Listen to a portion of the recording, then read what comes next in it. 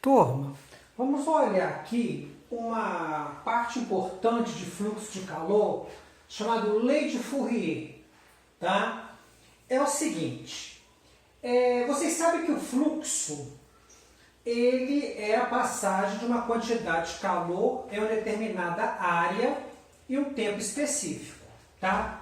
Vamos colocar aqui um objeto, tá? Aonde eu tenho no início, tá? Na parte inicial do objeto uma temperatura maior, ela vai atravessar uma área e vai sair com uma temperatura menor e uma determinada espessura. O fluxo de calor, aqui no caso, ele depende de três fatores: da área aonde esse calor vai passar, vai fluir, a espessura do objeto, do local, e a diferença da temperatura maior e da temperatura menor. O início aqui e o final. Isso aqui não é variação de temperatura. É a diferença da maior temperatura quando entra e aquela que sai.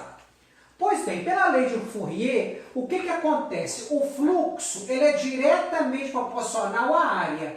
Quanto maior a área, mais calor ela vai passar. O fluxo será mais intenso.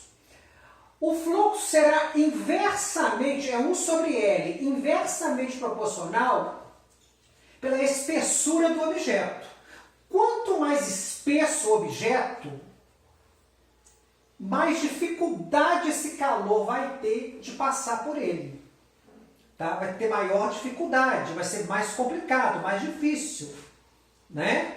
Então ele vai ser, o fluxo é inversamente proporcional à espessura do objeto. Quanto mais espesso, menor o fluxo ao passar. Por isso que ele é inversamente proporcional. E o fluxo é diretamente proporcional à diferença da temperatura maior pela menor. Quanto maior a temperatura de entrada, menor a temperatura de saída. Então essa diferença é diretamente proporcional. Eu sei o que, turma? Que fluxo é quantidade de calor pelo tempo. Então, o que eu vou precisar quando eu tenho material específico? O valor de K. O K chama-se constante de condutibilidade térmica. É um valor que mostra que um corpo ele tem possibilidade de deixar passar calor por ele de uma maneira mais fácil ou não. É um valor específico para cada material que permita a condução de calor sobre ele. É um valor de cada metal, de cada elemento que faz com que a condução seja efetiva. Então chama-se constante de condutibilidade térmica. Isso é dado no problema. Vezes o A, que é a área diretamente proporcional, dividido pela 1 sobre L, porque é inversamente proporcional, vezes a temperatura maior menos a menor. Logo, quando eu usei essa expressão aqui, pela lei de Fourier, eu sei que eu tenho uma outra fórmula para fluxo de calor. Vocês vão multiplicar a constante de condutibilidade pela área, vezes a diferença entre a temperatura maior menos a menor, dividido pela espessura. Isso é uma outra fórmula que é chamada lei de Fourier. Então, pela lei de Fourier, mostra a rapidez do calor em relação ao meio. Então, guarde bem isso. Fourier disse o seguinte, que a quantidade de calor, que o fluxo, perdão, não é a quantidade, o fluxo de calor diretamente proporcional à área, inversamente proporcional à espessura, 1 sobre L. Inversamente, diretamente proporcional pela diferença de temperatura. Isso tudo eu vou jogar numa mesma expressão matemática aqui. K, que é a constante, área, diferença de temperatura maior pela menor, dividido pela espessura.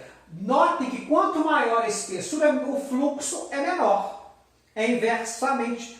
Quanto mais espessa, mais dificuldade esse calor tem para passar e, consequentemente, a rapidez dele vai ser menor. Tá bom? Então, eu vou aplicar a segunda. Aqui é a primeira fórmula que nós deduzimos. É a quantidade de calor pelo tempo. Aqui, gente, é uma área qualquer. Já aqui está mexendo com um corpo sólido. Um corpo sólido, tá bom? Então, essa aqui é a lei de Fourier. A lei de Fourier é essa fórmula. temperatura menor, isso aqui não é ΔT não. Não é variação.